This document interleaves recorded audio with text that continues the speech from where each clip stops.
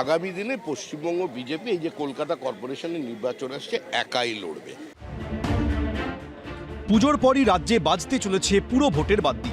এবছরের শেষেই হতে চলেছে কলকাতা এবং ৮ বছর ধরে আটকে থাকা হাওড়া পুরসভার ভোট।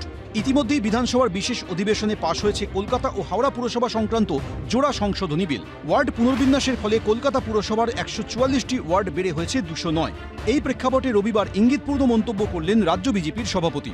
কেন্দ্রের তৃণমূলের বিক্ষুব্ধ গোষ্ঠী এনসিপিআই এনডিএকে সমর্থন করলেও পশ্চিমবঙ্গে বিজেপি কারো সঙ্গে পুরসভা ভোটে লড়বে না বলে স্পষ্ট করে দিলেন সমীপ ভট্টাচার্য। পশ্চিমবঙ্গ বিজেপির কোনো শরিক দল নেই।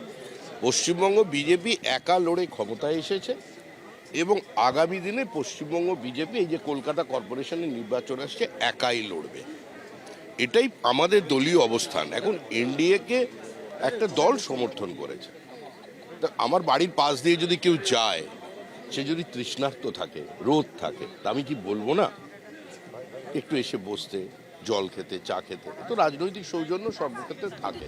মুখ্যমন্ত্রী হওয়ার পর ১৫ই জুন প্রথমবার কলকাতা পুরসভায় পা রাখেন শুভেন্দু অধিকারী। সেখানে তাকে কার্যত ঘিরে রাখেন বিদায়ী তৃণমূল কাউন্সিলররা। নতুন মুখ্যমন্ত্রীকে সামনে পেয়ে কার্যত আপ্লুত হয়ে পড়েন প্রত্যেকে।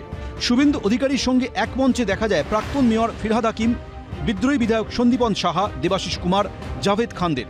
পরে যারা সকলেই কালীঘাট শিবির ছেড়ে ঋতব্রত বন্দ্যোপাধ্যায়ের শিবিরে নাম লেখান। এরপর সরকারের বিরোধিতা করতে সেভাবে ঋতব্রত শিবিরকে দেখা যায়নি।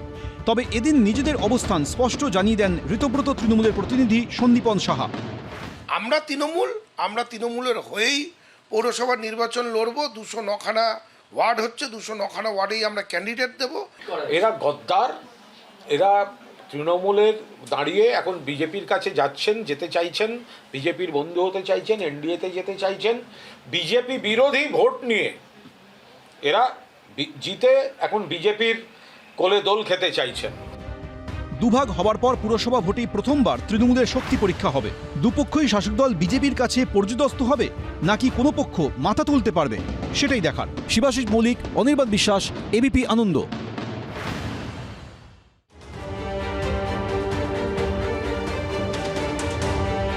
বাড়ি ভাঙাকে কেন্দ্র করে রবিবার তুমুল উত্তেজনা ছড়ালো টালিগঞ্জে। সতীশ মুখার্জি রোডের এই বাড়িটিকে আগে বেআইনি নির্মাণের নোটিশ দেয় কলকাতা পুরসভা। তা নিয়ে জল গড়ায় হাইকোর্ট পর্যন্ত।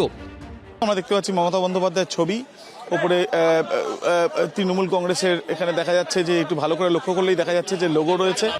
বাড়ি ভাঙতে আনা হয় পুলিশ বাহিনী, সঙ্গে সিআরপিএফ, আসে বুলডোজারও। কিন্তু নির্মাণ ভাঙার কাজ শুরু হওয়ার আগেই স্থানীয়দের সঙ্গে বচসা বাঁধে পুলিশের। এমনকি অভিযোগকারীকে মারধরও করা হয়। এই নির্মাণ আবার দখলের অভিযোগ করেছেন বাড়ির মালিক। ওই ক্রিমিনালরা সব দখল করে বসে আছে। ওয়াকাব এটা হেরিটেজ, ওইটা পার্টি অফিস ছিল তৃণমূল কংগ্রেসের। হ্যাঁ, দখল করে বানিয়েছে অবৈধভাবে। প্রচুর সংখ্যায় পুলিশ এবং সেন্ট্রাল ফোর্সের জওয়ানদের নিয়ে আসা হয়েছে। সরাসরি তোমাকে দেখাচ্ছি, এই হচ্ছে ওই বিল্ডিং, যে বিল্ডিংকে নিয়ে প্রথম অভিযোগ যে এই বিল্ডিং বেআইনিভাবে ওয়াকাফের জমিতে করা হয়েছে। কারা কুমার শট করছে, কোনো পার্টি অফিস ছিল না, লোক থাকতো এখানে, অনেকজন থাকতো, এরা তো থাকতো সবাই। বুলডোজার চলার ঠিক আগের মুহূর্তে পুলিশের কাছে পুরসভার তরফে হাইকোর্টের স্টে অর্ডারের খবর আসে। এরপরই এলাকা থেকে সরিয়ে নিয়ে যাওয়া হয় বুলডোজার। ইতিমধ্যে স্টে অর্ডারের খবর এসছে এলাকাতে। আমরা দেখতে পাচ্ছি যে বুলডোজার নিয়ে চলে যাওয়া হচ্ছে। মানুষের মধ্যে উচ্ছ্বাস, কতটা আনন্দিত। অনেক অনেক অনেক, আমরা অনেক লোক আছি, অনেক গরিব, আমাদের থাকার কোনো বাস নেই। আপাতত ভাঙা হচ্ছে না সতীশ মুখার্জি রোডের এই বহুতল। কিন্তু এরপর কি? আবির দত্ত, এবিপি আনন্দ, কলকাতা। এবিপি আনন্দ, এগিয়ে থাকে, এগিয়ে রাখে।